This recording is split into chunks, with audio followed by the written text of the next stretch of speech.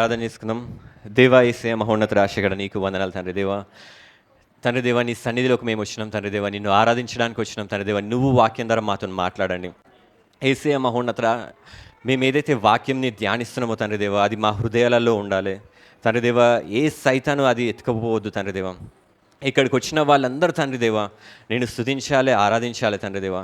వాక్యం చెప్తుండగా తండ్రి దేవా ఎవరికి కూడా నిద్ర రావద్దు తండ్రి యేసయ్య దేవా. నిద్ర రాకుండా మీరు తోడే ఉండండి తండ్రి. నిద్ర వచ్చిన తండ్రి దేవా మీరు నిద్రపోకుండా ఉన్న శక్తిని దయచేయండి తండ్రి దేవా. వాక్యం ఇప్పుడు చదవమంటే కూడా ఎవరు చదవలేదు యేసయ్య, కానీ నెక్స్ట్ వీక్ నుంచి అట్లా ఉండొద్దు.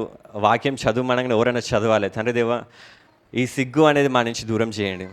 నిన్ను ఆరాధించడానికి మేము వచ్చినప్పుడు నిన్ను మనస్ఫూర్తిగా ఆరాధించాలి, పూర్ణ హృదయంతో ఆరాధించాలి తండ్రి దేవా. ఏకీభవించడం కూడా తండ్రి దేవా అందరం కలిసి ఏకీభవించాలి తండ్రి దేవా. ఎవరు కూడా సైలెంట్గా ఉండొద్దు తండ్రి దేవా. నీ నామంలో ఏది అడుగుతుంది ఇస్తాను తండ్రి దేవా. ముఖ్యంగా తండ్రి దేవా వాక్యంలో చిన్నపిల్లలు అల్లరి చేయొద్దు తండ్రి యేసయ్య, ఎందుకంటే వాళ్ళు అల్లరి చేస్తే వాక్యం అంతా డిస్టర్బ్ అవుతుంది. నేను డిస్టర్బ్ అవుతున్నాను తండ్రి దేవా. వాక్యం ఏదైతే చెప్పాలనుకుంటున్నానో అది మిస్ అవుతుంది తండ్రి దేవా. నేను ఒకవేళ ఎక్కువసేపు వాక్యం చెప్పినా వాళ్ళకి ఏ నడుముల నొప్పి కాళ్ళ నొప్పి రాకుండా మీరు తోడై ఉండండి తండ్రి దేవా. ఆరోగ్యం దయచేయండి తండ్రి దేవా. నేను వాక్యం చెప్పేటప్పుడు కూడా కొన్ని పదాలు తండ్రి దేవా వాడు వీడు అనకుండా అతను ఇట్లాంటి అనే పదాలు రావాలి. మీరు సరిచేయండి, మీరు మాట్లాడండి, మీరు జ్ఞానం దయచేయండి యేసయ్య. ఇంకా తండ్రి దేవా ఎవరైతే శ్రమలతో వచ్చారో వాళ్ళ శ్రమ మీకు తెలుసు, వాళ్ళ మనస్సు మీకు తెలుసు. ఆ మనసుని ఎరిగి తండ్రి దేవా వాళ్ళకి సమస్తమైన ఆశీర్వాదం కలుగజేయండి, తోడై ఉండండి తండ్రి దేవా. మేమందరం తండ్రి దేవా ఏ అడ్డంకు లేకుండా నిన్ను ఆరాధించాలి, సిగ్గుపడకుండా మిమ్మల్ని ఆరాధించాలి, పాటలు పాడాలి, స్తుతించాలి. నీ సన్నిధిలో తండ్రి దేవా నిన్ను అనుభవించాలి, నీ ప్రేమను అనుభవించాలి. ఇటువంటి కార్యములు జరిగించి వాక్యం ద్వారా మాట్లాడమని ఏస్తున్నామని అడుగుతున్నాను తండ్రి, ఆమేన్. ఇప్పుడు నా ప్రార్థన దేవుడు విన్నాడా లేదా? ఏమేం ప్రార్థన చేశాను నేను? నిద్ర పోవద్దని, పిల్లలు అల్లరి చేయొద్దని నార్మల్గా చేసిన, నార్మల్ కూల్గా చేసేసిన. నేను ఏదో దేవునితో మాట్లాడుతున్నట్టే చేసాను. ప్రార్థన అనేది ఇట్లనే ఉంటుంది. మనం ప్రార్థించినప్పుడు ఏదో గట్టిగానే చేయని అవసరం లేదు. చాలామంది ఏమనుకుంటారు అంటే ప్రార్థన అనగానే ఓ దలహు జబరషికర్ ఇట్లా అన్ని భాషలు మాట్లాడు, ఓ దేవా నువ్వు ఇచ్చేయి దేవా ఈరోజు నువ్వు దిగు. ప్రార్థన అనేది గద్దించడం ప్రార్థన నేను కూడా ఒప్పుకుంటాను. సైతాన్ని వచ్చినప్పుడు సైతాన్ని గద్దించాలి. ప్రార్థన చేసినప్పుడు కొందరు ప్రార్థన చేసినప్పుడు ఎలా చేస్తారంటే సైతాన్ని గద్దిస్తారు. ఓ సైతానా యేసునామములో నీ మీదికి వస్తున్నా, నిన్ను బంధిస్తున్నా అనడం మంచిది, కరెక్టే, దాన్ని బంధించాలి, అట్లా అరవాలి, కరెక్టే. కానీ దేవుని విషయం కూడా ఓ యేసయ్యా నీ ఆశీర్వాదం ఇక్కడ దిగునుగాక అంటే ఎవరిని గద్దిస్తున్నావు? సైతాన్ని గద్దించినా ఓకే, మంచిగా ఉంది, అది నీ అధికారంలో ఉంది, ఓకే.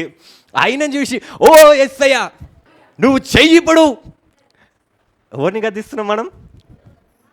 ఇది కాదు ప్రార్థన అంటే. దేవునితో నువ్వు మాట్లాడము, ఓకే. ఒకవేళ నీకు హృదయం నుంచి లోపల నుంచి నీకు బాధతో వచ్చింది అనుకో, ఓకే నువ్వు మాట్లాడవచ్చు. కానీ ఎప్పుడు కూడా మనం ఇట్లా చేస్తున్నాడు, దేవుడు ఇట్లా చేస్తున్నాడు బంటి బ్రదర్ ఇప్పుడు నార్మల్గా చేసినాడు, దేవుడు విన్నాడో లేదు? కాదు, ఖచ్చితంగా దేవుడు విన్నాడు నా ప్రార్థన. హల్లెలూయా. ఆయన సీరియస్గా విన్నాడు, ఇంకా ఖచ్చితంగా కార్యము చేయడానికి విన్నాడు. నేను ప్రార్థన చేస్తుంది నా హృదయంతో ప్రార్థన చేసిన కాబట్టి నాకు తెలుసు, నేను దేవుణ్ణే ధ్యానిస్తున్నా, దేవుణ్ణే చూసి ప్రార్థిస్తున్నా కాబట్టి నాకు తెలుసు నా తండ్రి నా ప్రార్థన విన్నాడని. హల్లెలూయా. కొందరు ఏమనుకుంటారంటే ఓ దేవా అద్వితీయుడా ఆశ్చర్యకరుడా నువ్వు కార్యములు చేయు దేవా ఇట్లాంటి. అది కాదు. అరుస్తే ఏం రాదు, బలం పోతుంది తప్ప. మనం అరుస్తూ ఉంటే దాంట్లో పవర్ లేకపోతే మన అర్థం ఉందా? కొందరికి అయితే నాకు కూడా చిన్నప్పుడు నాకు తెలిసిందంటే హల్లెలూయా అంటే ఏందో నాకు తెలియదు.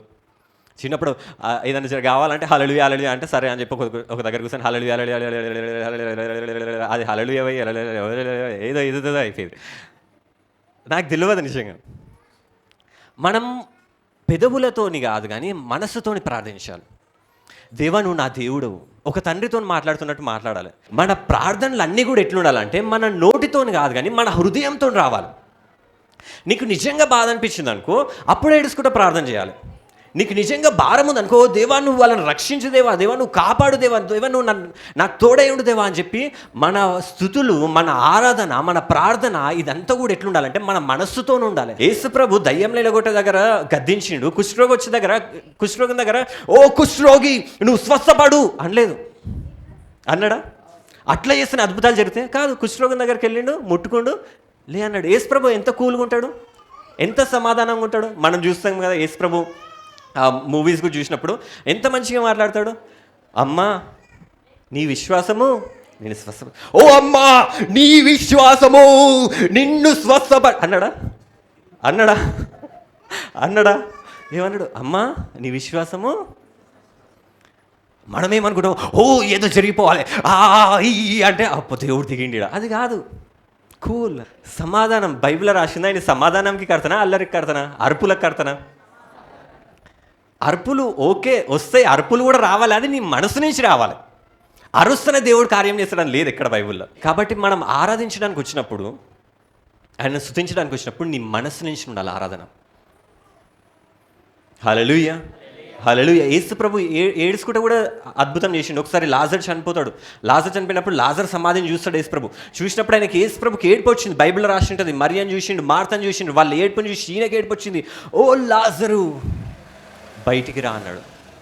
ఏడుచుకుంటా. బైబిల్లో రాసింది హీ క్రైడ్, గట్టిగా అరిచిండట, ఓ లాజరు బయటికి రా అని చెప్పి ఏడుచుకుంటూ అరిచిండట. ఏడుచుకుంటే నీకు వస్తే యేసుప్రభుకు లోపల మనసులో బాధ ఉంది, ఏడుపు ఉంది. ఆ మాటలు ఆ బాధతోనే వచ్చినాయి. దేవుని దగ్గరికి ఎట్లాంటి వాళ్ళు రావాలంటే నోటితో స్తుతించేటోళ్ళు కాదు, కానీ నోటితో ప్రార్థించేటోళ్ళు కాదు, కానీ మనసు విప్పి ప్రార్థన చేయాలి. మనసుతోని స్తుతించాలి ఆయనని. నువ్వు ఎప్పుడైతే అట్లా స్తుతిస్తావో ఆయనకు అది ఇష్టం అంట. ఉట్టి నోటితో పవర్ లేకుండా ఎంత అరిచినా కానీ వేస్టే. మీరు కార్లు బండ్లు వేసుకొని మనము వెళ్తూ ఉంటాం కదా, వెళ్తూ ఉంటే కుక్కలు ఎంబడి పడతాయి. ఓ అని కారు వెళ్తూనే ఉంటుంది, వెనకాలనే వస్తూ ఉంటుంది. అది అరుస్తూ ఉంటుంది, ఓ అని కుక్కలు కూడా అరుస్తూ ఉంటాయి. మనం ఏంది ఇది ఎందుకు అరుస్తుంది అని చెప్పి ఆపినాం అనుకో, చూసినాం అనుకో, అది షాక్ అవుతుంది. వీడేంది ఆపినని చెప్పి దానికి అర్థం కాదు. దానికి అసలు ఏం తెలియదు, అరుస్తుంది అంతే. ఏ మనసులో ఏమి ఉండదు దానికి, ఏ కల్మషం ఉండదు దానికి, మీ మీద ఏ కోపం పగ ఉండదు దానికి. కానీ నోటితో అరవాలి, దాని వృత్తి అది అరవాలి, దాని గుణం అది. కుక్క బాబా అంటుంది. నువ్వు కారు ఆపేసినావు, బండి ఆపేసినావు అనుకో, అది షాక్ అవుతుంది. వీడెందుకు ఆపిండు, నేను ఏదో నా స్టైల్లో నేను అరుస్తున్నా, వాన్ స్టైల్లో వాడు వెళ్ళిపోవాలి, వీడెందుకు ఆపిండు అని చెప్పి అది షాక్ అయ్యి అది సైలెంట్ అయిపోతుంది. దాన్ని చూసాం అనుకో, అది మనల్ని చూస్తుంది, వెళ్ళిపోతుంది. అట్లా ఉండొద్దు. మనం ఏదైనా మనం ఎట్లుండాలి, మనసుతోనే ఆరాధించాలి. ఎట్లా ఆరాధించాలి?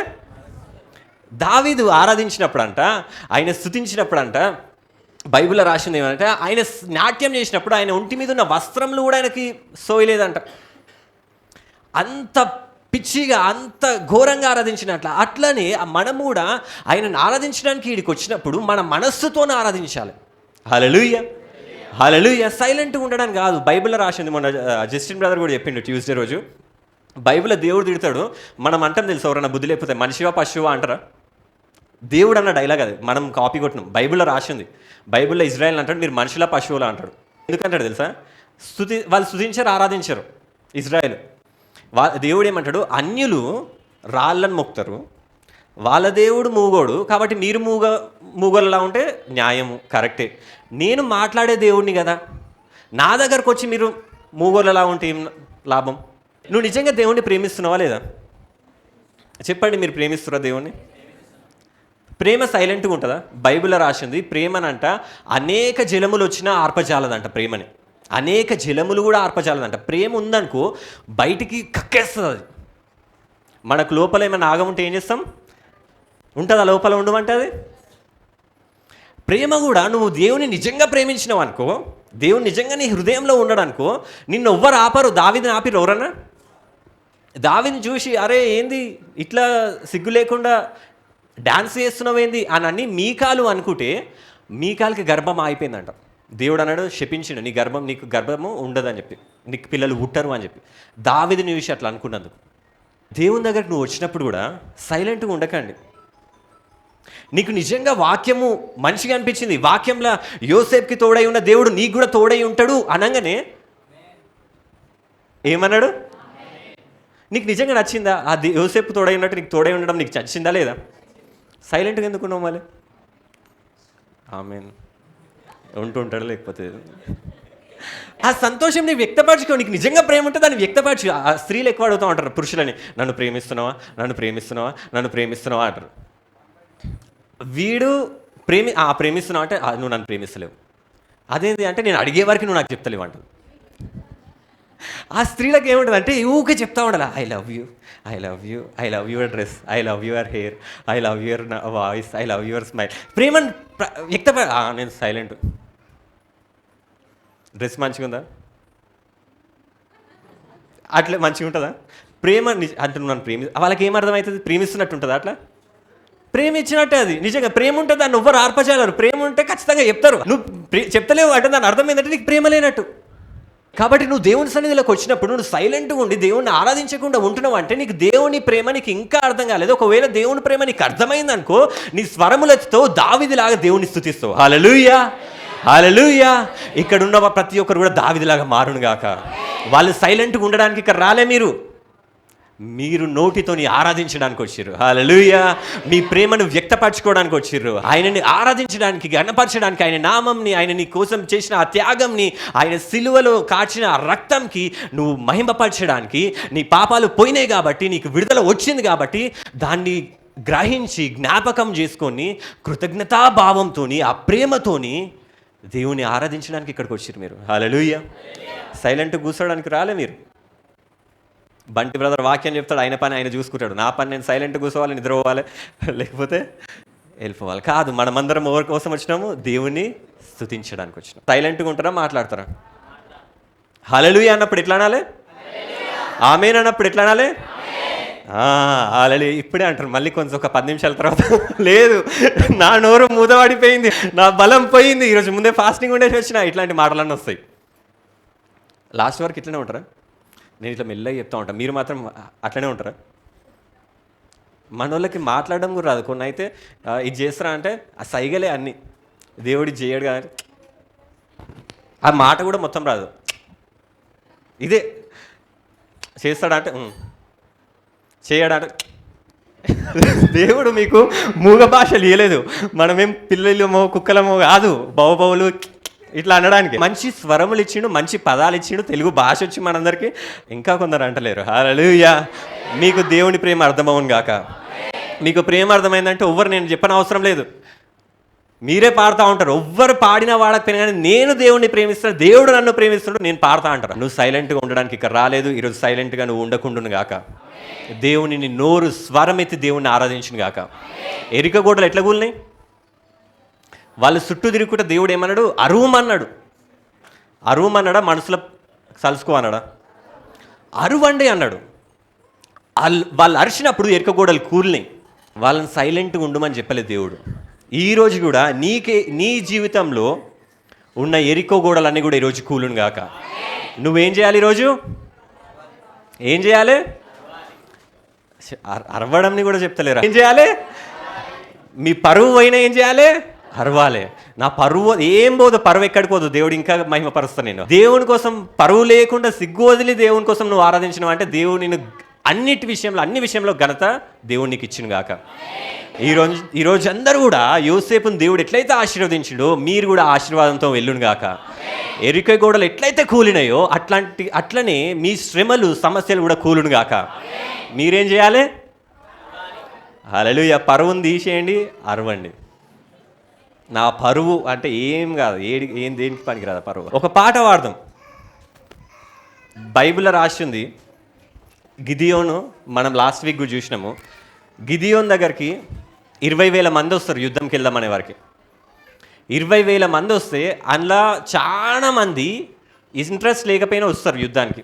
ఏదో వాళ్ళ ఫ్యామిలీ ఫోర్స్ చేయడం బట్టో దేని బట్టో వస్తారు యుద్ధం చేయడానికి. గిదియోన్ బై ఫార్మాలిటీ అంటే జస్ట్ క్యాజువల్గా అంటాడు, ఎవరైతే భయంతో ఉన్నారో వాళ్ళు వెళ్ళిపోండి అని. అందులో 10,000 మంది వెళ్ళిపోయారు. 20,000 మంది యుద్ధానికి వచ్చి జస్ట్ క్యాజువల్ అన్నాడు, మీరు ఎవరైతే భయపడుతున్నారో వాళ్ళు వెళ్ళిపోండి అని నార్మల్గా. అంటే 10,000 మంది వెళ్ళిపోయారు. అంటే 10,000 మంది ఇంట్రెస్ట్ లేకపోయినా అక్కడ ఉన్నారు. తర్వాత ఇంకో టెస్ట్ పెడతాడు, నీళ్లు తాగే టెస్ట్. అందులో 9,700 మంది వెళ్ళిపోతారు.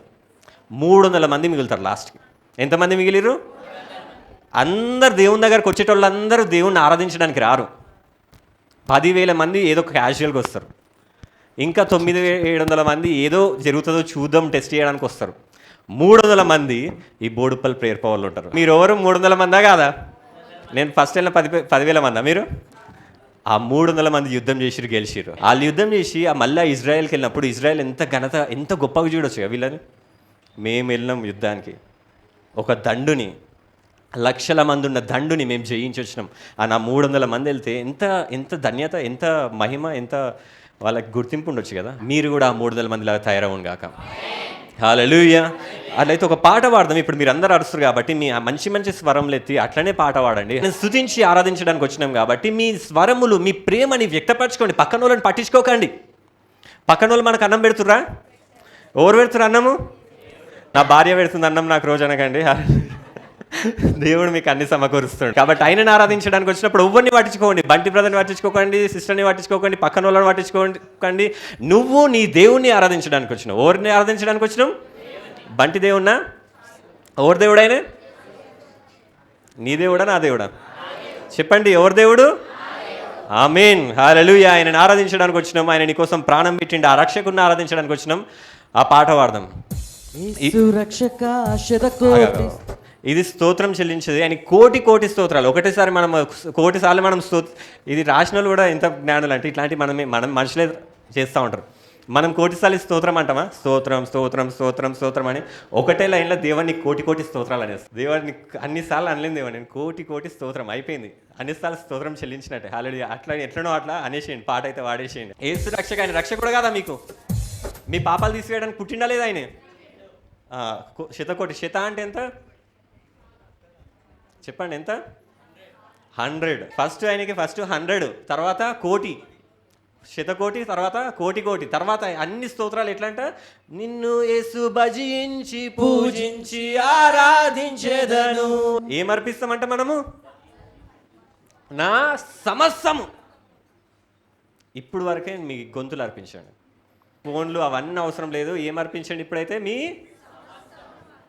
అర్పించేసేయండి ఆయన కోసం. ఆయన అర్పించిండా లేదా? సిల్వలం సమస్తం అర్పించిండా? ఏమైనా దాచిపెట్టుకోండి.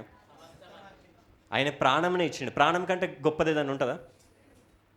ఒకరు నా ఫోన్ అడిగిరా అంటే ఇది నా ఫోన్ కాదు. ఎట్లా నా ఫోన్ అడిగిరా అంటే ఇది మమ్మీ, నేను ఇస్తానేమో ఆలోచిస్తానేమో. అది నా ప్రాణం కంటే ఎక్కువనా? కాదు. ప్రాణం ఇచ్చినా అంటే ఈ ఫోన్ లెక్కనా? కాదు. ఇట్లాంటి ఎన్నో ఇస్తా. ప్రాణం ఇచ్చినట్టు ఆయన నీకు కోసం ప్రాణమే ఇచ్చిండు. అన్నీ ఇస్తాడు ఆయన నీకు. ఈరోజు నువ్వు అడిగిన ప్రతి ఒక్కటి యేసు నామములో నువ్వు పొందుకొనుగాక. ఎందుకంటే ఆయన నిన్ను ప్రేమించిండు కాబట్టి, ఆయన నీకు సమస్తం అర్పించింది కాబట్టి నువ్వు కూడా ఆయనకు సమస్తంని నీ స్వరములని అర్పించి ఆయనని ఆరాధించి భజించు. యేసు రక్షక శతకోటి స్తోత్రం. పాడండి. మీ జీవనదాత కోటి కోటి స్తోత్రం. జీవనదాత కోటి కోటి స్తోత్రం. భజించి పూజించి ఆరాధించెదను. భజించి పూజించి ఆరాధించెదను. భజించి పూజించి ఆరాధించెదను. భజించి పూజించి ఆరాధించెదను. సమస్తము అర్పించి ఆరాధించెదను. సమస్తము అర్పించి ఆరాధించెదను. ఆరాధించెదను. ఆరాధించెదను. ఆరాధించెదను. ఆరాధించెదను. ఆరాధించెదను. ఆరాధించెదను. ఆరాధించెదను. ఆరాధించెదను. శౌర్యుడు నా ప్రాణ ప్రియుడు. శౌర్యుడు నా ప్రాణ ప్రియుడు. నన్ను రక్షింప నర రూపమెత్తాడు. నన్ను రక్షింప. ఓ శౌర్యుడు నా ప్రాణ ప్రియుడు. శౌర్యుడు నా ప్రాణ ప్రియుడు. నన్ను రక్షింప నర రూపమెత్తాడు. నన్ను రక్షింప నర రూపమెత్తాడు. నా సిల్వ మోసి నన్ను స్వర్గలోకమెక్కించాడు. సిల్వ మోసి నన్ను స్వర్గలోకమెక్కించాడు. నా సిల్వ మోసి నన్ను స్వర్గలోకమెక్కించాడు. స్వర్గలోకమెక్కించాడు. చల్లాని దేవుడు నా చక్కని యేసుడు. చల్లాని దేవుడు చక్కని యేసుడు. చల్లాని దేవుడు నా చక్కని యేసుడు. చల్లాని దేవుడు చక్కని. ఓ చల్లాని దేవుడు చక్కని యేసుడు. చల్లాని దేవుడు నా చక్కని యేసుడు. భజించి పూజించి ఆరాధించెదను. పూజించి ఆరాధించెదను. ఆరాధించెదను. ఆరాధించెదను. ఆరాధించెదను. ఆరాధించెదను. సర్వము అర్పించి ఆరాధించెదను. సమస్తము అర్పించి ఆరాధించెదను. ఇప్పుడు అన్ని సెట్ కానీ ఒకటి సెట్ కాలేదు. అరే హానోకి నువ్వు ప్రేమిస్తున్నావు దేవుని? ఇక్కడ నిల్చో. వీడు సైలెంట్గా వాడుతుండు. ప్రేమిస్తున్నావు దేవుని? సిగ్గుపడుతున్నావు వీళ్ళ కోసం? ఎవరన్నా తెలుసా నీకు? కదా తెలుసా? సిగ్గుపడతావు వీళ్ళ ముంగట? దేవుని ఆరాధిస్తావా? స్వరం ఎత్తి ఆరాధిస్తావా?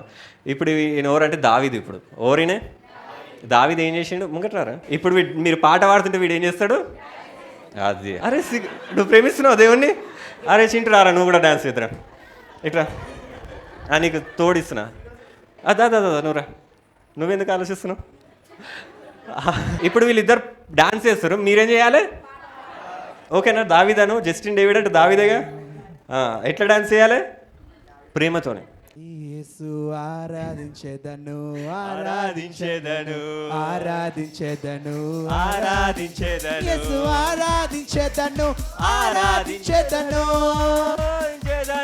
ఆరాధించేదను నా సర్వము అర్పించి ఆరాధించేదను ఆరాధించేదను నా సమస్తము అర్పించి ఆరాధించేదను చేదను ఆరాధించేదను సు ఆరాధించేదను ఆరాధించేదను సు ఆరాధించేదను ఆరాధించేదను సు ఆరాధించేదను ఆరాధించేదను ఆరాధించేదను ఆరాధించేదను సమస్తము అర్పించి ఆరాధించేదను యేసు భజించి పూజించి ఆరాధించేదను నా సర్వము అర్పించి ఆరాధించేదను నా సమస్తము అర్పించి నా స్వరము అర్పించి ఆరాధించే నా కరము తడుతూ ఆరాధించేదను ఆరాధించేదను ఆరాధించేదను ఆరాధించేదను ఆరాధించేదను. హల్లెలూయా సపట్లు కొట్టండి అందరికి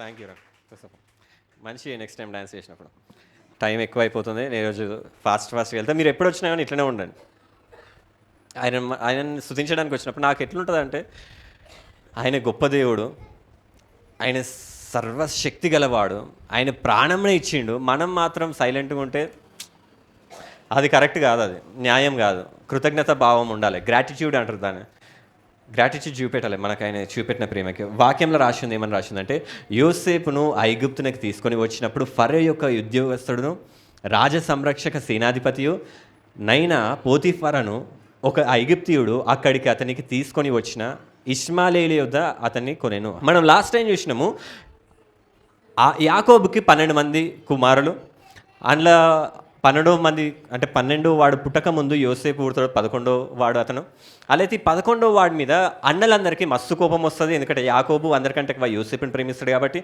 వాళ్ళు ఏం చేస్తారంటే యోసేపుని చంపేద్దాం అనుకుంటారు. ఆయనకి ఏం తెలియదు యోసేపుకి అమాయకుడు ఆయనకి వీళ్ళ అన్నల ఆ కోపం పగ ఏం తెలియదు. అలా అయితే ఆ అన్నలు ఏం చేస్తారంటే ఆయనను తీసుకొని చంపుదాం అనుకునే వారికి ఆయనలో కన్ను అంటాడు చంపడం ఎందుకు ఒక బావిలో వాడిద్దామని ఆయన ఏడుస్తూ ఉంటాడు. ఆయన రాగానే ఆయన పట్టుకుంటారు కొడతారు మస్తు కొడతారు ఆయన బట్టలు చింపేస్తారు యేసు ప్రభువుని చేసినట్టు చేస్తారు ఆయన బట్టలు చింపేసి ఆయన తీసి బావిలో వేసేస్తారు. బావిలో వేసేసినప్పుడు అందులో యూదా అని ఒక ఆయన ఉంటాడు యూదా ఒక అన్న ఆయన ఏమంటాడంటే ఆయనని అట్లా బావిలేసి చనిపోతే మనకేం లాభం వస్తుంది ఆయనను అమ్మేస్తే మనకు పైసలు వస్తాయి ఏమొస్తుంది కొత్త నిబంధనలో యేసు ప్రభుని అమ్మడానికి తలంపు కూడా ఎవరికి వచ్చింది యూదాకే ఇస్కరియోతు యూదా అంటారు. పాత నిబంధనలో యోసేపుని అమ్మడానికి తలంపు కూడా ఎవరికి వచ్చిందంటే యూదాకే. అన్ని సిమిలారిటీ వస్తుంటాయి ఇలా ఈ యోసేపు యేసు ప్రభులో. అట్లయితే యోసేపుని అట్లనే అమ్మేద్దాం అనుకుంటారు. వీళ్ళు అమ్మేద్దాం అనే లోపలనే యోసేపు ఆ బావిలు అరుస్తూ ఉంటాడు అన్నలారా కాపాడండి అన్నలారా నన్ను క్షమించండి అన్న ప్లీజ్ అన్నయ్య కాపాడు అని అరుస్తూ ఉంటే అక్కడ దారిన పోయిన ఇష్మాయేలీలు ఏం చేస్తారంటే అంటే ఇష్మాయేలీలు ఇప్పుడు అరబ్ కంట్రీస్ వాళ్ళు ఆ అరబ్ కంట్రీస్ వాళ్ళు ఏం చేస్తారంటే ఆ ఇష్మాయేలీలు ఆ బావిలో చూస్తారు ఆయనని చూసి ఆయనని తీసుకున్నప్పుడు ఈయన అరుస్తుండొచ్చు ఈయన వాళ్ళని రిక్వెస్ట్ చేసిండ్రు మా అన్నలు ఇక్కడనే ఉన్నారు నేను మా అన్నల దగ్గరికి వెళ్తాను ప్లీజ్ నన్ను వదిలేసేయండి మా డాడ్ అంటే నాకు ఇష్టం మమ్మల్ని అంటే వాళ్ళు కొట్టుండొచ్చు. వాళ్ళు కొట్టి ఈయన ఏం చేసిండంటే తీసుకెళ్ళి ఈయనని అమ్మకానికి పెట్టిరంట. ఎక్కడ పెట్టిరంట అమ్మకానికి. మనం ఇప్పుడు చికెన్ మటన్ మేకల మండికి వెళ్ళినప్పుడు ఏం కొంటాం అక్కడ ఏం కొంటాం మేకల మండిలా చికెన్ కొంటారా మంచిగా మాట్లాడుకుందాం మనం. నేను చెప్పడానికి రాలేదు మాట్లాడడానికి వచ్చిన మాట్లాడుతుంటే మీరు సైలెంట్ ఉంటారా మాట్లాడబుద్ది అవుతుందా మాట్లాడబుద్ది కాదు. నేను ఫాస్ట్గా వెళ్తా ఈరోజు మీరు ఫాస్ట్గా రియాక్ట్ కానీ ఎట్లా రియాక్ట్ కానీ నేను ఏం చెప్పకముందుకే ఆమెను అనేసేయాలి. యోసేపుని నమ్మడానికి ఆయనని అప్పుడు ఏంటంటే పాతకాలంలో అది రీసెంట్ వరకు కూడా ఉండే 1900s పోయిన 1900 ఆ సంవత్సరంలో కూడా ఉండే ఏంటంటే అప్పుడు మనుషులే నమ్మేది ఎవరు నమ్మేది మేకలు నమ్మినట్టు మేకలు నమ్మడానికి వెళ్ళినప్పుడు మనం ఏం చేస్తాం? మేక కన్ను, మేక ముక్కు, మేక అన్నీ చూస్తాం కదా, అది లావుగుందా బక్కగుందా అన్నీ చూసుకొని కొంటాం కదా. అట్లనే అప్పుడు మనుషులను కూడా అమ్మేదంట. ఆ మనుషులను అమ్మే దగ్గర ఈ యోసేపు నిలబెట్టిండ్రు. యోసేపుకి వాగ్దానాలు ఉన్నాయి, దర్శనాలు ఉన్నాయి. దేవుడు వాగ్దానం ఇచ్చిండు, అందరూ నిన్ను మొక్కుతారని. అట్లాంటి వాగ్దానం యోసేపు ఎక్కడుండి ఇప్పుడు? ఆ మార్కెట్లో ఉన్నాడు. బానిసలు అన్నట్టు వస్తారు, వచ్చి మళ్ళీ రారా హానోక్, హల్లెలూయా, బానిసలు దారా. ఈయన సిగ్గంతా పోవాలి ఈరోజు. ఇప్పుడు ఈయన ఎవరు? యోసేపుని చూస్తురంట, వచ్చి మొత్తం చెక్ చేస్తురంట. ఏమన్నా కురుపులు ఉన్నాయా, ఏమన్నా ఆగమాగం చేస్తుండ వీడు. యోసేపుని మొత్తం చెక్ చేస్తారంట. ఈయనకి బట్టలు కూడా ఉన్నాయంట. దేవుడేమో నిన్ను అందరిలో తలగా నియమిస్తా అని వాగ్దానాలు ఏమో మంచిగా ఇచ్చిండు. కానీ ఎక్కడికి వచ్చి నేను ఇప్పుడు బట్టలు కూడా లేని స్టేజ్కి వచ్చిండు. ఏమన్నా ఉన్నాయా? ఏమన్నా ఉన్నాయా ఆయనకి? యోసేపును ఊహించుకో, హల్లెలూయా. ఏమైనా ఉన్నాయంటే బట్టలు ఉన్నాయి అంటాడు, హల్లెలూయా. ఏమీ లేని స్టేజ్కి వచ్చిండు. అన్నం లేరు, తండ్రి లేరు, ఆహారం లేదు, ఏమీ లేదు. ఈయన ఇప్పుడు ఏం చేస్తారంటే కొనుక్కొని వెళ్తారు. ఈయన ఒక బానిసలాగా. బానిస అంటే ఏమి వీళ్ళకి నచ్చింది ఏముండదు. వీనికి జ్వరం వస్తే ట్యాబ్లెట్ వేసేటోళ్ళు ఉండరు, వీనికి ఆకలి అయితే అన్నం కరెక్ట్ పెట్టేటోళ్ళు ఉండరు. ఒకటి ఏంటంటే బానిసలాగా ఒకరిని చేర్చుకున్నా అంటే వీడిని ప్రతి పని చేయాలి. వీనికి నచ్చినా నచ్చకపోయినా. నా కాళ్ళు నొక్కురా అంటే నా కాళ్ళు నొక్క అంటే ఏం చేయాలి? నొక్కాలి. వీడు నొక్కలేడు, కొనలే ఇంకా వీడిని నేను కొంటే. ఇప్పుడు నేను వీడు ఏం చేయాలి? ఇప్పుడు కాళ్ళు నొక్కాలి. వీడిని ఏం చేస్తున్నా నేను? యోసేపుని ఏంటంటే అంత గొప్పగా ప్రణాళిక ఇచ్చిండు దేవుడేమో. కానీ దేవుడు ఏం చేస్తున్నాడంటే ఆయన జీవితం చూస్తే మాత్రం ఎట్లుంటుందంటే మొత్తం తలకిందులైనట్టు ఉంటుంది. అందరూ వచ్చి ఈయన కాళ్ళు మొక్తారని చెప్పి దేవుడు ఏమో కలలిచ్చిండు. కానీ లాస్ట్కి చూస్తే ఈయనని కొనడానికి అంటే ఈయనకు అధికారం లేదు, వేరేళ్ళకి ఈయన మీద అధికారం వచ్చింది. ఏమీ లేకుండా జీరో అయిపోయాడు యోసేపు. ఏమైపోయాడు యోసేపు? టాలెంట్స్ ఉన్నాయా ఏమన్నా ఆయనకి? బైబిల్లో ఈయన దగ్గర ఏమి ఇప్పుడు ఈయనకి సంబంధించినది ఒక్కటి కూడా లేదంట. కానీ బైబిల్ ఏం రాసిందంట తెలుసా? ఆయన దగ్గర ఒకటి ఉంది. ఆయన దగ్గర ఒకటి ఉందంట. ఏమీ లేకపోయినా ఏముందంట తెలుసా? యెహోవా. ఎవరున్నారంట ఆయన దగ్గర? ఎవరున్నారంట ఆయన దగ్గర? గట్టిగా. ఆయన దగ్గర ఏమీ లేదు. ఆయన దగ్గర బట్టలు లేవు, ఆస్తి లేదు, బంగారం లేదు, 1 రూపాయి లేదు, ఆటన లేదు, చారణ కూడా లేదు ఆయన దగ్గర. కానీ ఎవరున్నారంటే యెహోవా అతనికి తోడై ఉన్నాడంట. హల్లెలూయా. యెహోవా యోసేపుకు తోడై ఉండను గనుక అతడు వర్ధిల్లిండంట. హల్లెలూయా. అందరూ అనుకుంటారు పైసలు ఉంటే వర్ధిల్లుతారని. నా దగ్గర పైసలు ఉంటే చాలు, నేను కోటలు కడతా. పైసలు రానిరా, నేనేందో చూపెడతా మీకు. ఇప్పుడు కొన్ని రోజులు బిజినెస్ పెడుతున్నా నేను. బిజినెస్ కనుక క్లిక్ అయిందంటే ఒక్కడిని ఏమంటారు చెప్పండి అన్నారా మీరు ఎప్పుడన్నా? ఒక్కొక్కరిని కొంటా అనడం. ఏదో ఒకటి చూస్తా, మీ సంగతి అప్పుడు చూస్తా, అప్పుడు మాట్లాడతా. ఏముంటాయి అంటారు? పైసలు. నాకు ఇది లేదు కాబట్టి నేను సైలెంట్ ఉంటున్నా, నాకు ఇది లేదు కాబట్టి నేను సైలెంట్ ఉంటున్నా. నాకు అందరూ అనుకుంటారు నాకు జాబ్ ఉంటుంది, జాబ్ అయితే రాని. అందరు ఎన్ని మాటలు అన్నారో వాళ్ళందరికీ నేను అప్పుడు సమాధానం ఇస్తాను. ఇవన్నీ కాదు వర్ధిల్లడానికి. ఇవన్నీ ఉంటే వర్ధిల్లిండా యోసేపు? అందరూ అనుకుంటారు జాబ్ ఉంటే, మంచిగా మాట్లాడడం వస్తే. కొందరు అనుకుంటారు అందం ఉంటే చాలు. కొందరు అనుకుంటారు ఇది ఉంటే చాలు, అది ఉంటే చాలు. నాకు బలం లేదు, నాకు అందం లేదు, నాకు పైసలు లేవు, నాకు జాబ్ లేదు, నాకు ఎడ్యుకేషన్ లేదు, అన్నీ ఫెయిలు, చదువు లేదు, ఇది లేదు, మాట్లాడడం రాదు. ఏమీ లేకపోయినా కానీ నువ్వు ఏమవుతావు అంటే వర్ధిల్లడానికి నాకు ఏ ఆప్షన్ లేదని నీకు అనిపించినా కానీ నువ్వు వర్ధిల్తావంట. హల్లెలూయా, హల్లెలూయా. ఎందుకు? ఎవరి ద్వారా వర్ధిల్తావు అంటే నీతో ఎవరు ఉన్నారంట? యెహోవా ఉన్నాడు. హల్లెలూయా, హల్లెలూయా. యెహోవా యోసేపు నాకు తోడై ఉండను కనుక అతడు వర్ధిల్లుచు తన యజమానుడగు ఆ ఐగుప్తీని ఇంట నుండెను. ఒక ఆయన కొనుక్కున్నాడంట, ఫరో కొనుక్కున్నాడంట, పైసలు పెట్టి కొనుక్కున్నాడంట ఈయనని. ఆ బానిసలాగా ఉన్నప్పుడు ఎవరున్నారు ఆయనతోని? యెహోవా. తారా ఈ బానిస దగ్గర ఎవ్వరు లేరు, కానీ ఈయన దగ్గరకు ఎవరు వచ్చిన ఇప్పుడు? ఆయన ఎట్టివాడు ఉన్నాడు, నేను అట్టివాడనే ఉన్నాడు. యెహోవా ఆయన దగ్గరకు వచ్చింది కాబట్టి ఈయన వర్ధిల్లిండంట. ఎట్లా వర్ధిల్లిండో చూసాము, బైబిల్ రాసింది. ఏమీ లేనందుకు ఆయన ఆగమైన లేదు, కానీ బైబిల్ ఆయన వర్ధిల్లిండంట. యెహోవా అతనికి తోడై ఉండేననియు అతడు చేసినదంతయు. అంటే ఈయన ఏం చేసినా కానీ ఇప్పుడు బానిసలకు పని చెప్తారుగా, అరే కాళ్ళు నొక్కురా అన్నాడు బానిసని. ఏ యోసేపు కాళ్ళు నొక్కు, కాళ్ళు వస్తున్నాయి, ఈయనకి ఫరోకి కాళ్ళు వస్తున్నాయి. యోసేపు కాళ్ళు నొక్కు అనగానే కాళ్ళు పట్టుకోగానే ఏమైపోయింది? కాళ్ళు నొప్పి అయిపోయింది. వేరేటోళ్ళు కాళ్ళు నొక్కితే కాళ్ళు నొప్పి పోకపోతుండే, వీడు కాళ్ళు నొక్కగానే సరే ఎవరైనా ఫీల్ అయితే నేను కూడా నొక్కుతా. యోసేపు ఏది చేసినా కానీ వరదిల్లిండంట ఆయనే. యోసేపు చెప్పిండు, అరే బర్రె పాలు పిండికరా పో, పొద్దునే పోయిండు బర్రె దగ్గరికి. బర్రె అని చెప్పి బర్రెకి పాలు వీడు. అది అమ్మా అనుకుంటా ప్రతియోడు 2 క్యాన్లు తీసుకొచ్చేది. యోసేపు వెళ్ళినప్పుడు 4 క్యాన్లు వచ్చినాయంట. ప్రతియోడు 2 క్యాన్లు తీసుకొచ్చేది. యోసేపు అరే ఆ పొలం పండించుకరా పో, ఆ టమాటా పొలం, కొత్తిమీర, కర్రేపాకు, బెండకాయ, దొండకాయ వెళ్ళిండు. ప్రతియోడు 1 గంప తీసుకొస్తే యోసేపు ఎన్ని తీసుకొచ్చిండు? అది రాసింది బైబిల్. అదే యెహోవా అతనికి తోడై ఉండేననియు అతడు చేసినదంతయు అతని చేతిలో యెహోవా సఫలం చేసిన. ఆయన చేతిలో ఏది పెడితే సఫలం అయిపోయిందంట. చిన్నప్పుడు ఒక కథ వింటుండే నేను. ఒక ఆయన దేవుణ్ణి అడుగుతాడంట, ఓ దేవా నేను ఏది ముట్టుకుంటుంది బంగారం కావాలని. ఆయన ఏది ముట్టుకుంటుంది బంగారం అవుతూ ఉంటుంది. అది కథ, కానీ ఇది నిజం. నువ్వు ముట్టుకున్న ప్రతి ఒక్కటి కూడా ఏం కావాలి? సఫలం అవును గాక. హల్లెలూయా. ఆమెన్ అన్న ప్రతి ఒక్కరికి అది జరుగును గాక. హల్లెలూయా. ఎవరో గట్టిగా అన్నారు ఆమెన్ అని, వాళ్ళకి ఇంకా గట్టిగా జరుగును గాక. అతడు చేసినదంతా అతని చేతిలో యెహోవా సఫలము చేసినని. ఇది ఎవరికి అర్థమైందంటే అతని యజమానుడు చూసిండంట. యజమానుడికి అర్థమైపోయింది, అరే ఈయన బర్రె దగ్గరికి వెళ్తే 4 క్యాన్లు వచ్చినాయి, టమాటాల దగ్గరికి వెళ్తే 2 గంపలు వచ్చినాయి, కాళ్ళు పట్టుకుంటే కాళ్ళు నొప్పులు పోయినాయి, తలకాయ పట్టుకుంటే తలకాయ నొప్పి పోయింది.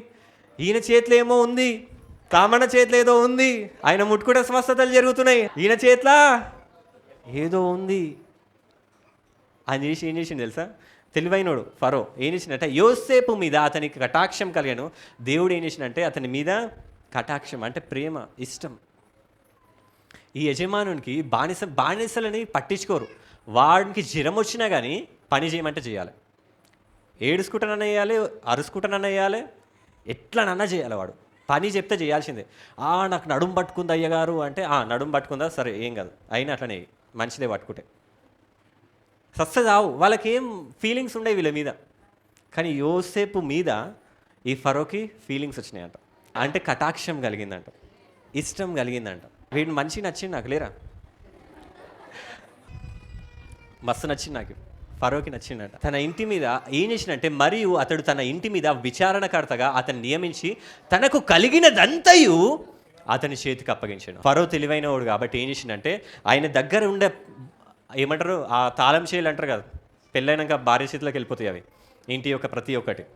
కోడలు రాగానే తీసుకుంటుందని అత్తలు కోపం వస్తుంది చూడు, అట్లా ఈయన కలిగిన అన్ని తాళాలు తీసుకొచ్చి ఏం చేసినంట, నాకు ఏం సంబంధం లేదు, బానిసల్ని నువ్వే చూసుకో, గొర్రెల్ని నువ్వే చేసుకో, బర్రెల్ని నువ్వే చూసుకో, గుర్రాలను నువ్వే చూసుకో, పొలాలను నువ్వు చూసుకో, నేను మంచిగా రెస్ట్ తీసుకుంటా యోసేపు, నేను ముట్టుకుంటే నాశనం, నువ్వు ముట్టుకుంటే ఆశీర్వాదం, అన్నీ తీసుకొచ్చి చేతిలో పెట్టినట్ట. నీ చేతుల్లో ప్రతి ఒక్కరు కూడా అట్లా ఆశీర్వదింపబడును గాక.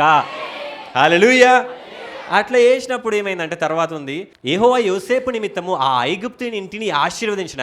యోసేపుకి అన్నీ ఇచ్చేసింది కాబట్టి, ఇంటి మీద అధికారం ఇచ్చేసింది కాబట్టి ఆశీర్వదించిందంట. యెహోవా ఆశీర్వాదం ఇంటిలోనేమి పొలములోనేమి అతన్ని కలిగిన, పొలం చెప్పిన ఇంటిలో పొలములో అతని కలిగిన సమస్తము మీద ఉండెను. ఎంత మంచి దేవుడు ఆశీర్వదించాడు. అతడు కలిగినదంతయు యోసేపు చేతికి అప్పగించి తాను ఆహారము తినట తప్ప తనకేమున్నదో ఏమీ లేదో విచారించిన వాడు కాడు.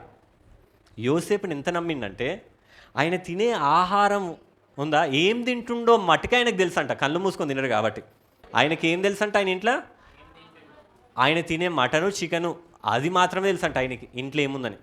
ఇంట్లో ఏమవుతుందో తెలియకుండా మంచిగా రెస్ట్ తీసుకుండంట. ఓవర్ ఫరో దేవుడు ఆయన ఏం చేసిండు తెలుసా, యోసేపుకి ఒక శక్తి, ఒక వరం దేవుడు ఇచ్చిండు. ఏంటంటే యోసేపుకి, ఈ బైబిల్ తర్వాత కూడా మనం వెళ్తే చూసుకుంటాం, యోసేపు ఎక్కడైతే ఉంటాడో, ఏ ప్రదేశంలో అయితే ఉంటాడో అక్కడ యోసేపుని దేవుడు ఏం చేస్తాడు తెలుసా, ఇవన్నీ ఒక రోజులో కాలే, కొన్ని నెలలు సంవత్సరాలలో అయింది. యోసేపుని ఏం చేస్తాడంటే ఎవరైతే పై అధికారి ఉంటాడో ఆ అధికారి యొక్క ఉన్న పవర్ అంతా, అధికారం అంతా కూడా యోసేపుకి వెళ్ళేటట్టు చేస్తాడు దేవుడు. ఇప్పుడు ఒక స్కూల్లో హెడ్ ఎవరు, ప్రిన్సిపల్ కదా. యోసేపు ఒకవేళ స్కూల్లో జాయిన్ అయ్యింది అనుకో, యోసేపుకి ప్రిన్సిపల్కి ఉండే పవర్స్ అన్ని దేవుడు ఇచ్చేస్తాడు. ఒకవేళ యోసేపు ఒక కంపెనీలో జాయిన్ అయ్యాడు అనుకో, ఆ కంపెనీ హెడ్ ఉంటారు కదా, ఆ హెడ్కి ఉండే పవర్స్ అన్నీ కూడా యోసేపుకి వచ్చేస్తాయి. ఒక కథ ఇట్లనే ఉంటుంది, నేను చూసిన అనుకుంటే, ఒకరికి పవర్ ఉంటుంది, ఆయన ఎదురుగా ఎవరు నిలబడితే వాళ్ళ శక్తి వచ్చేస్తుంది అంటారు. విన్నారా ఈ కథ? ఏం లేదా? యోసేపు వినండి.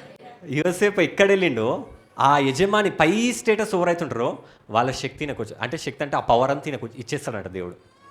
ఆ పై అధికారం ఏం చేస్తాడంటే, తర్వాత కూడా ఉంటుంది, ఇంకో స్టోరీ కూడా ఇట్లనే ఉంటుంది. పై అధికారం ఏం చేస్తాడంటే, నేనేం పట్టించుకోని అని నువ్వు చూసుకో అంటాడు. హల్లెలూయా. దేవుడు మనల్ని బానిసలాగా ఉండడానికి పిలవలేదు, మనం బానిసలం కాదు. యోసేపు బానిసలాగా పట్టుబడ్డాడు, కానీ దేవుడు ఏం చేసిన ఆయనని ఉన్నత స్థాయిలో ఉంచాడు. తర్వాత మనం చూస్తాము ఫరో ఎదుట కూడా, ఈయన ఫరో కింద ఈయన ఉంటాడు, ఈయన కిందనే యోసేపు ఉన్నాడు. ఈయనని ఫరోలాగా చేసిండు దేవుడు. మనం చూస్తే ఈయనకి ఏముంది, మంచి పాటలు పాడుతుండే ఆయనే, మంచిగా నాట్యం చేస్తుండే ఆయనే, ధనం ఉందా ఆయన దగ్గర, ఆస్తి ఉందా, అంతస్తులు ఉన్నాయా, అందం ఉందా, లేదంటారు. అరే లేదంటారు. హల్లెలూయా.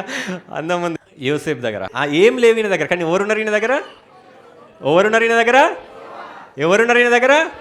నీ దగ్గర ఎవరున్నారు? నువ్వు వర్ధిల్తావా లేదా? నువ్వు చేయనిదంతా సఫలమవును గాక. అయితే యోసేపు ఇట్లా అంటున్నాక దేవుడికి అంటే దేవుడు ఎవరి దగ్గర ఉన్నట్టే వాళ్ళు బానిసలా ఉండడం దేవునికి నచ్చదు. మనం కూడా యేసు ప్రభు పాత నిబంధనలు చూస్తే మనుషులందరూ కూడా ఆదం తర్వాత ఏమైందంటే, మనుషులందరూ కూడా పాపంకి బానిసలు అయిపోయారు. దేనికి బానిసలు అయిపోయారు? పాపం అనేది ఏం చేస్తుందంటే, ఒక మనిషి ఉన్నాడు అనుకో, పాత నిబంధనలు ఏమైందంటే, పాపం ఏం చేస్తుందంటే, మనుషులందరూ తాగుతారు. ఇప్పుడు లోకంలో ఉన్న వాళ్ళందరూ కూడా, వాళ్ళు తాగినా, వాళ్ళు తిరిగినా, వాళ్ళు అబద్ధాలు మాట్లాడినా, గలీజ్ మాటలు మాట్లాడినా, చెడు పనులు అన్నీ చేసినా కూడా దానికి కారణం ఏంటంటే, వాళ్ళ మీద పాపం ప్రభుత్వం చేస్తుంది. వీడు బానిస అయిపోయిండు. ఎవరికి బానిస అయిపోయిండు? పాపంకి. మనందరం కూడా యేసుప్రభు నమ్ముకోకముందు, యేసుప్రభుకి నమ్ముకొని జనాలందరూ కూడా ఏంటంటే, వాళ్ళ మీద మనకు తెలియదు కానీ, కనిపించదు కానీ, వాళ్ళ మీద పాపము అధికారం చెలాయిస్తూ ఉంటుంది. పాపం ఏం చేస్తుంది అంటే బానిసలాగా మార్చుకుంది మనుషులందరినీ. వీనికి ఇష్టం లేకపోయినా కానీ, వీనికి తాగడం ఇష్టం ఉండదు, ఇంట్లో మంచిగా ఉన్నాడు. కొందరు అనుకోవచ్చు, వీడెందుకు ఊకే తాగుతుండ అంటే, వాన్ ప్రాబ్లం కాదు అది ఎవరి ప్రాబ్లం అంటే పాపం ప్రాబ్లం. పాపం కనిపిస్తలేదు కానీ వీనికి చెప్తా ఉంది, అరే పాపం చేయరా. నిజంగానే బాధ పెడతా ఉంటుంది. వాళ్ళు ఏం చేస్తారు? కొరడాలతోనే కొడుతూ ఉంటారు. సరే, ఇప్పుడు పాపంని తీసుకొద్దాం మనం. అరే పాపం రా, నువ్వు రారా పాపం. వాడిని చెప్పని అవసరం లేదు, వాడిని చూస్తేనే అర్థమవుతుంది. వీడు ఏంది? పాపం. ఇది దొంగతనం చేయాలి. ఈ దొంగతనం చేయడం పాపమా కాదా? అలాగే వీనికి చెప్తాడు, చెప్పురా ఆ దొంగతనం చేయని చెప్పు. మనుషులందరికీ ఇదే జరుగుతుంది. వాళ్ళకి తెలియకుండా పాపం ఏం చేస్తుందంటే బానిసల్లాగా చేసుకొని పాపం చేపిస్తూ ఉంటాడు. మనుషులందరూ పాపం చేస్తారంటే కూడా, లోకమంతా కూడా అక్రమంగా తయారవుతుందంటే కూడా తెలియకుండా పాపం వెళ్తూ ఉంది వాళ్ళ మీద. మనం కూడా యేసుప్రభు నమ్మకముందు మనం చేసిన పాపాలను ఎందుకు చేసామంటే, పాపము మన మీద ప్రభుత్వం చేసింది, వీడు మన మీద ప్రభుత్వం చేసిండు. ఈ పాపం ప్రభుత్వం చేయడం వల్ల వీనికి నచ్చలేదు దొంగతనం చేయడం. చెప్పు, దొంగతనం చేయమని చెప్పినా, వీడు చేయనని చెప్పినా, కొట్టు ఇప్పుడు అని. వీడిని ఫోర్స్ చేస్తుంది, చేసే వరకు ఊకోదు, గిచ్చుతుంది, కొడుతుంది. చేయరాడు, చెయ్యిరా నువ్వు పాపంవి. హల్లెలూయా, హల్లెలూయా. ఆగో చేసిండు. వీనికి ఇష్టమా?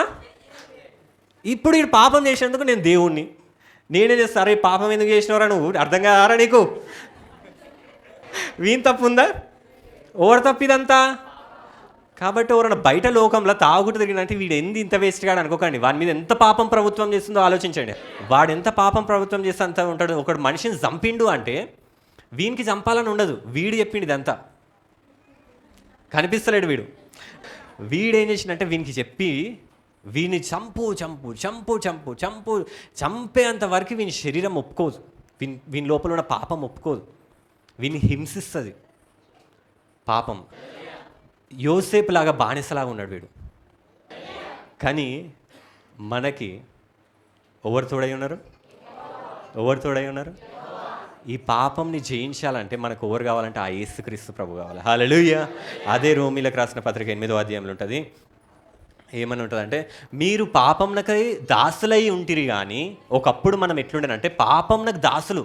అంటే పాపం ఏది చెప్తే అది చేసి ఉంది. మనుషులు కాదు చేసేది, పాపం చేపిస్తుంది.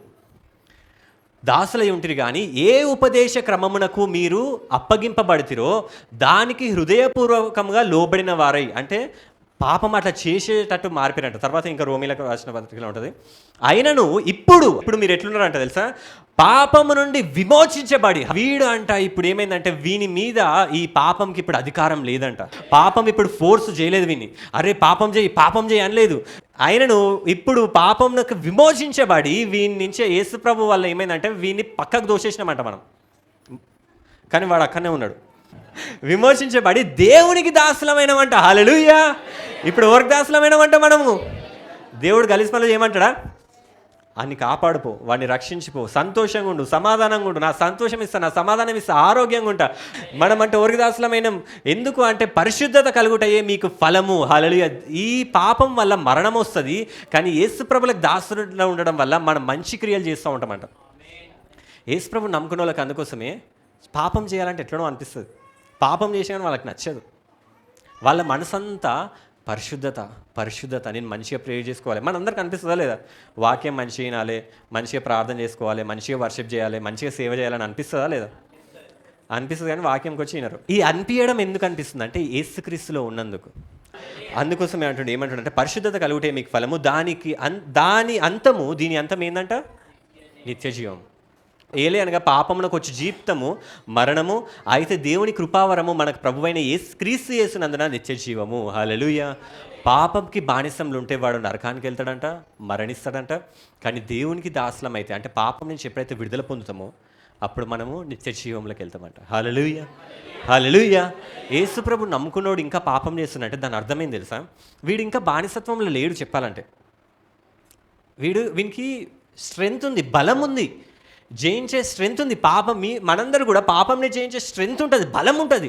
కానీ ఏంటంటే వీడు ఇంకా చెప్తూనే ఉంటాడు, వీడు ముట్టుకోడు. ఈ పాపం ఇంకా ముట్టుకునే అర్హత లేదు. మనం కూడా పాట పాడతాం, పాపానికి నాకు ఏ సంబంధము లేదు, పాపానికి నాపై ఏ అధికారము లేదు. వీడు ఇప్పుడు ముట్టుకోలేడు, ఫోర్స్ చేయలేడు. కానీ వీడు ఏం చెప్తాడంటే చెప్తా ఉంటాడు. ఇప్పుడు కూడా సైతాను పాపం ఏం చేస్తా అంటే మనకు చెప్తా ఉంటుంది, నువ్వు ఈ పాపం చేయి, నువ్వు ఈ తప్పు చేయి. ఇంతకుముందు ఏంటంటే ఫోర్స్ఫుల్గా చేయించేది. ఇప్పుడు ఏంటంటే బానిసలం కాకపోయినా కానీ దాని మాటలని చేసేస్తున్నాం మనం. బానిసలు ఆ హృదయం ఇంకా బానిసమై ఆ హృదయం పోలేదు, ఇంకా ఆ భయపడే హృదయం పోలేదు. ఇంకా ఆ హృదయం ఎప్పుడు అవుతుంది అంటే రోమీలకు రాసిన పత్రిక ఉంటుంది, పరిశుద్ధాత్మ పొందుకున్నప్పుడు అవుతుంది. హల్లెలూయా. మనం ఇంకాను భయపడటకు మనకు దాస్యపు ఆత్మను పొందలేదు, కానీ అబ్బా తండ్రి అని మొరపెట్టు దత్తపుత్ర ఆత్మను పొంది ఉన్నాము. హల్లెలూయా. హల్లెలూయా. పాపం ఇంకా వీని టచ్ చేస్తలే, కానీ ఆ మాట క్రైస్తవులు పాపం చేస్తారు అంటే, యేసుక్రీస్తు నమ్ముకున్న వాళ్ళు పాపం చేస్తారంటే వాళ్ళు పాపం వారి మీద అధికారం లేదు, కానీ మాటలు వింటురని. అందుకోసం నువ్వు ఎక్కువ ఏం చేయాలంటే యేసుక్రీస్తు మాటలు ఉండాలి, దేవుని మాటలు వింటూ ఉండాలి. హల్లెలూయా. హల్లెలూయా. ఇప్పుడు నువ్వు ఎవరికి దాసులవై ఉన్నావు? దేవునికి దాసులవై ఉన్నావు. హల్లెలూయా. అందుకోసమే యేసు ప్రభు పుట్టినప్పుడు ఏమని రాసి ఉంటుంది అంటే మనకి, యోసేపు కూడా ఎట్లయితే బానిసత్వంలో నుంచి బయటకు వచ్చినో మనం కూడా పాపము అనే బానిసత్వంలో నుంచి బయటకు వచ్చినాం. మీరందరూ లోకంలో ఉన్న వాళ్ళు ఇంకా పాప బంధకంలోనే ఉన్నారు, లోకంలో ఇంకా పాప బానిసత్వంలోనే ఉన్నారు, కానీ నువ్వు విడుదల పొందినవు. హల్లెలూయా. మనమందరం కూడా విడుదల పొందిన వాళ్ళం. బానిసత్వం భయంకరంగా ఉంటుంది. కొన్ని దేశాలు బానిసత్వంని తీసేసినప్పుడు, స్లేవరీని ప్రొహిబిట్ చేసినప్పుడు, ఆ యాక్ట్ వచ్చినప్పుడు 1900s ఇట్లాంటి టైంలో బానిసలందరికీ ఏం చేయాలని అర్థం కాలేదంట. వాళ్ళు బయటకు వచ్చినాక మళ్ళీ ఏడ బానిసలు అవుతారు అని చెప్పి ఆ భయంతోనంట చాలామంది వెళ్ళి కొండల మీద నుంచి దుంకి చచ్చిపోయారంట. వాళ్ళ పిల్లల్ని, వాళ్ళ భార్యల్ని మళ్ళీ కలుసుకొని మళ్ళీ మనం ఆ బానిసత్వంలోకి వెళ్ళాల్సి వస్తుందేమో అని భయపడి కొండల మీదకి వెళ్ళి దుంకి చచ్చిపోయారంట. వాళ్ళకి ఆ బతుకు అంటే అంత భయమైంది. బానిసత్వం అంత భయంకరమైంది. దేవుడు ఆ బానిసత్వంలోకి వెళ్ళి మనల్ని విడుదలిచ్చాడు. హల్లెలూయా. హల్లెలూయా. ఆ విడుదలిచ్చిన దేవుణ్ణి ఆరాధించడానికి నువ్వు వచ్చినావు. హల్లెలూయా. హల్లెలూయా. ఆ యేసు గొప్పవాడా కాదా? శ్రీమంతుడా కాదా? నీకు విడుదలిచ్చినంటే హీరోనా కాదా ఆయన నీ లైఫ్లో హీరో ఎవరు? హల్లెలూయా. ప్రభాసా? కొందరంటే నా హీరో ప్రభాస్, నా హీరో చిరంజీవి, కాదు, వాళ్ళందరూ మనుషులు. నీకు విడుదలిచ్చిన నీ యేసుక్రీస్తు ప్రభువే నీ సూపర్ హీరో. హల్లెలూయా. ఆయనలాగా నువ్వు మారును గాక. మత్తయి సువార్తలో యేసు ప్రభువుడు అందుకోసం వచ్చిందంట, ఆమె యొక్క కుమారుని కనను తన ప్రజలను వారి పాపముల నుండి ఆయనే రక్షించును గనక ఆయన పాపంని తీసేస్తాడు కాబట్టి పాప బంధకంలో నుంచి విడుదలిస్తాడు. ఎట్లా విడుదలిస్తాడంటే తర్వాత వచనంలో ఉంటుంది, ఇదిగో కన్యక గర్భవతి కుమారుని కనను ఆయనకు ఇమ్మానుయేల్ అని పేరు పెట్టాలి. హల్లెలూయా. ఏం పేరు పెట్టాలి? దానికి అర్థమైంది, యోసేపుకు తోడై ఉన్నట్టు భాషాంతరము దేవుడు మనకు తోడని అర్థము. హల్లెలూయా. దేవుడు ఎవరికైతే తోడుగా ఉంటారో వాడిని బానిసలాగా ఉండరు. హల్లెలూయా. యోసేపుకు ఎవరు తోడై ఉన్నారు? దేవుడు. ఆయన బానిసలాగా ఉండడా?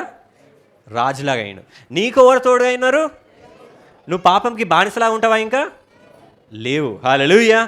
ఒకటి గుర్తుపెట్టుకోండి, ఏంటంటే మనుషులం మనకి యేసుప్రభు నమ్ముకున్నాక, దేవుళ్ళ మంచిగా ఉన్నాక శ్రమలు వస్తూ ఉంటాయి, రావని కాదు. యోసేపు ఆల్రెడీ బానిసలాగా ఉండే, అధికారం వచ్చింది, ఓకే. దేవుడు ఏదో చేస్తానాడు, ఇంకేదో చేసిండు, ఓకే. యోసేపు దానికి ఏమనలేదు. కానీ ఆయన మీద నిందలు వచ్చినాయి. ఆయన అంత మంచిగానే ఉన్నాడు. ఏం నింద వచ్చిందంట తెలుసా? ఒక ఆమె పోతిఫరు అన్నీ ఇచ్చేసిందంట, అధికారం ఇచ్చినంట, ఆయనంట సుందరుడు అంట. ఎప్పుడైనా బైబిల్ ఏం చేస్తుందంటే దేవుని బిడ్డల్ని అందంగానే ఉన్నారని చెప్తుంది. వాళ్ళు నిజంగానే అందంగానే ఉంటారు. హల్లెలూయా. మీరందరూ దేవుని బిడ్డలే గారు, కావాలంటే మీరు అద్దంలో వెళ్ళి చూసుకోండి ఒకసారి. హల్లెలూయా. డౌట్ ఉంటుంది. యోసేపుకి ఒక శ్రమ వస్తుంది. ఇప్పుడు యేసు ప్రభుని ఎట్లయితే సాతాను శోధించిందో, యోసేపుని కూడా ఒక శోధన వస్తుంది ఆయనకి. ఏమొస్తుందంటే, ఈ పోతిఫర్ భార్య ఏం చేస్తుందంటే, పోతిఫర్ అంటే అందరిలో అధికారం ఉన్నాయనే, ఆయన భార్య నార్మల్ ఆమె కాదు, ఆమె కూడా అందంగా ఉండేట ఆమెనే. అట్లయితే ఆ భార్య ఏం చేస్తుందంటే యోసేపుని చూస్తుంది. యోసేపుని చూసి ఆయనతోని అక్రమంగా సంబంధం పెట్టుకోవాలనుకుంటుంది. యోసేపుతో అంటది, ఓ యోసేపు, ఆమె చెప్తుంది, ఓ యోసేపు, నువ్వు నాతోని అక్రమ సంబంధం పెట్టుకో, మనమిద్దరం అక్రమంగా ఒక సంబంధం ఏర్పరచుకుందాం, నువ్వు అందంగా ఉన్నావు, నువ్వు నాకు కావాలి. ఇప్పుడు కూడా ఈ బబులోను ఆత్మ ఇప్పుడు కూడా లోకంలో తిరుగుతుంది. హైటెక్ సిటీ ఏరియాస్ ఇట్లా అందరు ఇట్లనే ఉన్నారు, ఒక్కరితో ఉండలేరు, 10-20 మంది ఇష్టం వచ్చిన వాళ్ళతో ఉంటారు. ఆమె కూడా ఆ భర్తున్నాక కూడా ఆమె ఏం చేస్తుందంటే, నాకు భర్త కూడా కాదు, యోసేపు నువ్వు కూడా నాకు కావాలి అని చెప్పి యోసేపుని అడిగినప్పుడు, యోసేపు మంచిగా ఎంత మంచి చెప్తాడు చూడ ఆమెకి. అయితే అతడు ఒప్పక, నా యజమానుడు తనకు కలిగినదంతయు నా చేతికి అప్పగించను కదా, నా వశమున తన ఇంటిలో ఏమీ ఉన్నదో అతడు ఎరగడు. అంటే అన్నీ చేసిండు, ఆయనకు కూడా తెలియదు ఏముందో ఆయన ఇంట్లో. ఈ ఇంటిలో నాకంటే పైవాడు ఎవ్వడున లేడు. దేవుడు అట్లా ఆశీర్వదించి చెప్పినగా, హైయెస్ట్ స్టేజ్ ఏది ఉంటే అదే ఇస్తాడని. నీవు అతని భార్యనైనందున నిన్ను తప్ప మరి దేనిని నాకు అప్పగింపక, అంటే నువ్వు భార్యని అన్నిచ్చిండు అంటే భార్యను కూడా ఇస్తాడని కాదు, నిన్ను ఇయ్యడాయనే, అది అప్పగింపక ఉండలేదు. కాబట్టి నేను ఎట్లు ఇంత ఘోరమైన దుష్కార్యము చేసి దేవునికి విరోధంగా పాపం కట్టుకుందునని తన యజమానుడి భార్యతో అనెను. ఆయన మనిషి చెప్పేశాడు, నేను పాపం చేయను, నా దేవునికి నా యజమానికి నేను విరోధంగా ఉండను. ఆయనకి చాయిస్ ఉంది చెప్పాలంటే యోసేపుకి. యోసేపు ఒకవేళ ఆమె భార్య చెప్పినట్టు ఇంటే, పోతిఫర్ భార్య చెప్పినట్టు ఇంటే, ఆమె ఇంకా ఎక్కువ ఫేవర్ చూపెట్టచ్చు, ఆయన బానిసత్వం నుంచి కంప్లీట్ విడుదల రావచ్చు. చాయిసెస్ ఉన్నాయి. లోకంలో మనుషులు కూడా అట్లనే చేస్తారు. దేవుని నమ్ముకున్నాక శ్రమ రాగానే ఏం చేస్తారు అంటే, ఎక్కడైతే మంచి ఆఫర్ దొరుకుతుందో, అంటే ఏమంటారు కొన్ని ప్లేస్, ఇక్కడికి వెళ్తే మంచిగా అవుతుంది, నీ దేవుళ్ళు ఉంటే ఏమొచ్చింది, సంఘానికి వెళ్తే ఏమొస్తుంది, ఈ టైంలో నువ్వు వేరేది వాడుకోవచ్చు కదా, వేరే చేసుకోవచ్చు కదా, వేరే పని చేసుకో, లాభం వస్తుంది కదా. ఈయన కూడా అనుకోవచ్చు కదా, అరే ఈ బానిసత్వంలోకి వెళ్ళి నాకు విడుదల వస్తుంది, ఇప్పుడు ఈమెతో లొల్లి పెట్టుకున్నాను అంటే ఈ పోతిఫర్ నన్ను మళ్ళీ హింసిస్తాడు, ఈ పోతిఫర్తో నాకు ప్రాబ్లం అవుతుంది, ఇదంతా గొడవలు ఎందుకు, నేను మంచిగా ఉన్నా కదా, ఇప్పుడు ఎందుకు ఇవన్నీ, ఆమె చెప్పినట్టుంటే అయిపోతుంది కదా అని అనుకోవచ్చు. కానీ ఆయన అనుకోలేదంట. ఏమన్నా కానీ నా జీవితం ఆగమైనా పర్వాలేదు అని చెప్పి ఆమెకు చెప్పేస్తే, నువ్వు చెప్పిన దాన్ని నేను వినను అని చెప్పి ఆమెని దూరం చేస్తాడు. దూరం చేసినప్పుడు ఆమె ఒక్కసారి కాదంట, మస్తుసార్లు అట్లనే చేసిందంట. మస్తుసార్లు ఆయన అడిగిందంట. అడిగినప్పుడు ఆయన ప్రతిసారి వద్దన్నాడంట.